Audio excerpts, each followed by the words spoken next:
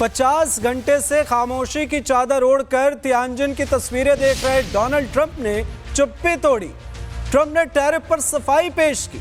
वो भारत से व्यापार में घाटे और इंपोर्ट एक्सपोर्ट के असंतुलन को जरिया बनाकर बैकडोर डिप्लोमेसी शुरू करने का संदेश देते नजर आए। अमेरिकी उच्चायोग भी भारत से ऐतिहासिक संबंधों की दुहाई देने लगा, लेकिन ट्रंप के ट्रेड सलाहकार पीटर नवारो ने जैसे इन संबंधों को हमेशा के लिए खत्म करने की सुपारी ले ली। ट्रंप गुड नाइट कह रहे हैं और नवारो अब जाति वाली फाइट छेड़ रहे हैं।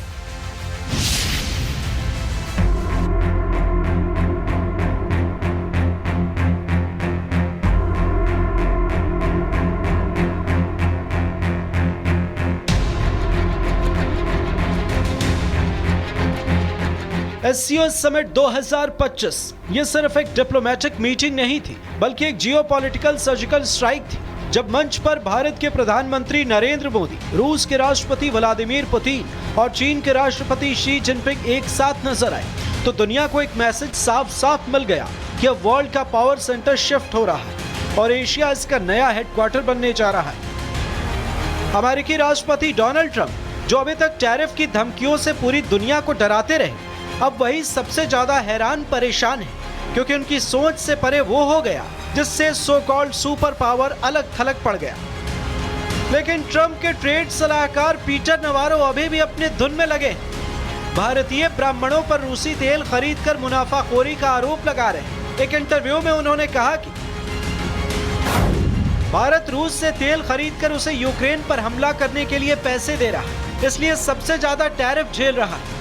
इससे रूस और अमेरिका को नुकसान नहीं हो रहा है, बल्कि आम भारतीयों को हो रहा है। ये बात उन्हें समझनी चाहिए कि भारत के ब्राह्मण रूसी तेल से मुनाफा कमा रहे हैं, जिसकी कीमत पूरा भारत चुका रहा है। पीएम मोदी की चीन से आ रही मुस्कुराती तस्वीरें ट्रंप को इतना चुभ रही हैं कि उनके सलाहकार लाइन लेंथ भूल गए।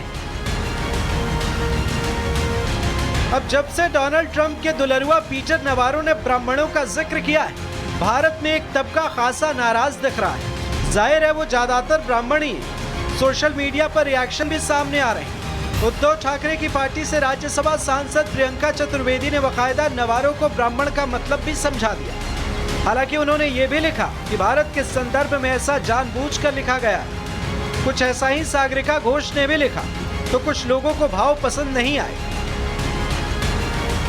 ये पीटर नवारो का ब्राह्मणों के बारे में बयान तथ्यात्मक रूप से गलत, सांस्कृतिक रूप से असंवेदनशील और भारत के आर्थिक निर्णयों के संदर्भ में अप्रासंगिक है। भारत का रूसी तेल आयात राष्ट्रीय हितों और वैश्विक ऊर्जा स्थिरता के लिए है।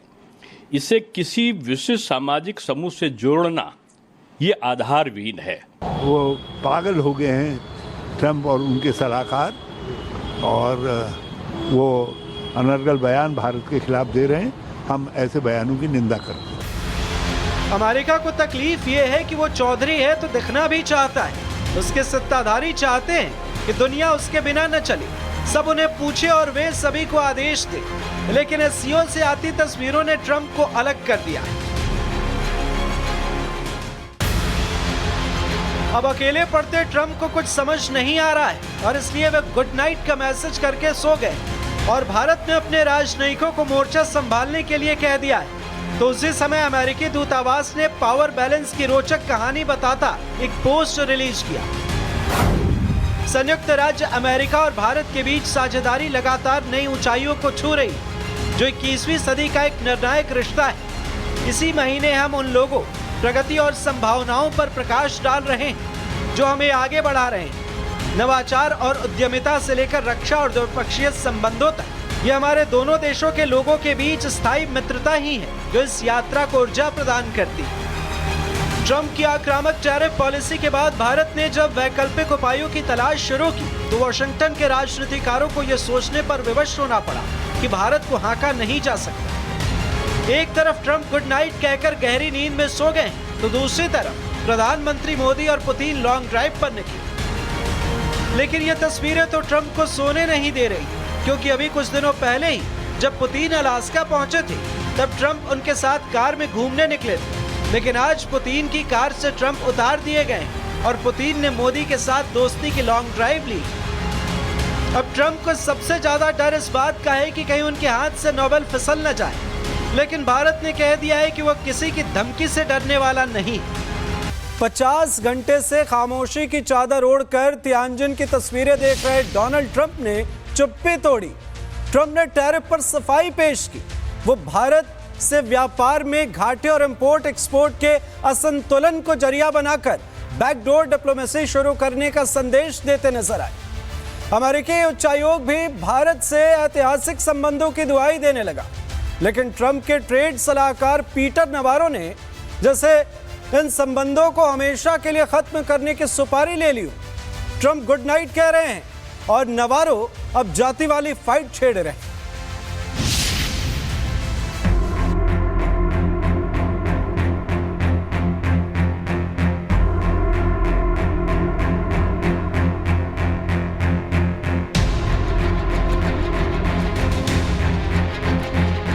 एससीओ समिट 2025 ये सिर्फ एक डिप्लोमेटिक मीटिंग नहीं थी, बल्कि एक जियोपॉलिटिकल सर्जिकल स्ट्राइक थी। जब मंच पर भारत के प्रधानमंत्री नरेंद्र मोदी, रूस के राष्ट्रपति व्लादिमीर पुतिन और चीन के राष्ट्रपति शी जिनपिंग एक साथ नजर आए, तो दुनिया को एक मैसेज साफ साफ मिल गया कि अब वर्ल्ड का पावर सेंटर शिफ्ट हो रहा है और एशिया इसका नया हेडक्वार्टर बनने जा रहा है। अमेरिकी राष्ट्रपति डोनाल्ड ट्रंप, जो अभी तक टैरिफ की धमकियों से पूरी दुनिया को डराते रहे, अब वही सबसे ज्यादा हैरान परेशान है, क्योंकि उनकी सोच से परे वो हो गया जिससे सो कॉल्ड सुपर पावर अलग थलग पड़ गया।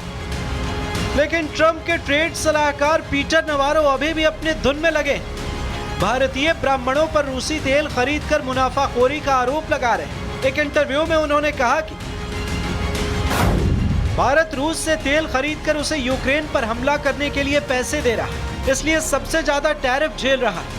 इससे रूस और अमेरिका को नुकसान नहीं हो रहा है, बल्कि आम भारतीयों को हो रहा है। ये बात उन्हें समझनी चाहिए कि भारत के ब्राह्मण रूसी तेल से मुनाफा कमा रहे हैं, जिसकी कीमत पूरा भारत चुका रहा है। पीएम मोदी की चीन से आ रही मुस्कुराती तस्वीरें ट्रंप को इतना चुभ रही हैं कि उनके सलाहकार लाइन लेंथ भूल गए।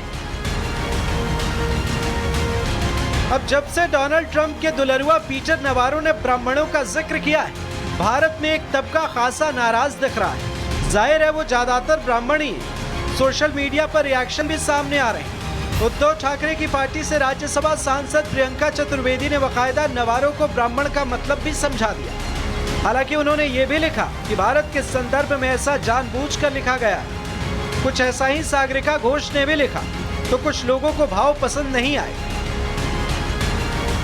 ये पीटर नवारो का ब्राह्मणों के बारे में बयान तथ्यात्मक रूप से गलत, सांस्कृतिक रूप से असंवेदनशील और भारत के आर्थिक निर्णयों के संदर्भ में अप्रासंगिक है।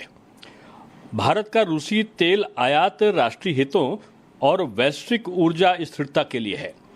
इसे किसी विशिष्ट सामाजिक समूह से जोड़ना ये आधारहीन है। वो पागल हो गए हैं ट्रंप और उनके सलाहकार, और वो अनर्गल बयान भारत के खिलाफ दे रहे हैं। हम ऐसे बयानों की निंदा करते हैं। अमेरिका को तकलीफ ये है कि वो चौधरी है तो दिखना भी चाहता है। उसके सत्ताधारी चाहते हैं कि दुनिया उसके बिना न चले, सब उन्हें पूछे और वे सभी को आदेश दे। लेकिन एससीओ से आती तस्वीरों ने ट्रंप को अलग कर दिया है। अब अकेले पड़ते ट्रंप को कुछ समझ नहीं आ रहा है और इसलिए वे गुड नाइट का मैसेज करके सो गए और भारत में अपने राजनयिकों को मोर्चा संभालने के लिए कह दिया है। तो उसी समय अमेरिकी दूतावास ने पावर बैलेंस की रोचक कहानी बताता एक पोस्ट रिलीज किया। संयुक्त राज्य अमेरिका और भारत के बीच साझेदारी लगातार नई ऊंचाइयों को छू रही, जो 21वीं सदी का एक निर्णायक रिश्ता है। इसी महीने हम उन लोगों, प्रगति और संभावनाओं पर प्रकाश डाल रहे हैं जो हमें आगे बढ़ा रहे हैं। नवाचार और उद्यमिता से लेकर रक्षा और द्विपक्षीय संबंधों तक ये हमारे दोनों देशों के लोगों के बीच स्थायी मित्रता ही है जो इस यात्रा को ऊर्जा प्रदान करती है।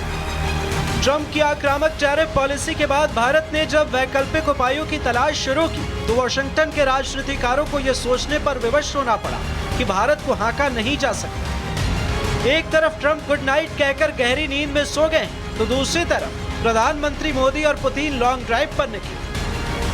लेकिन ये तस्वीरें तो ट्रंप को सोने नहीं दे रही, क्योंकि अभी कुछ दिनों पहले ही जब पुतिन अलास्का पहुंचे थे तब ट्रंप उनके साथ कार में घूमने निकले थे। लेकिन आज पुतिन की कार से ट्रंप उतार दिए गए और पुतिन ने मोदी के साथ दोस्ती की लॉन्ग ड्राइव ली।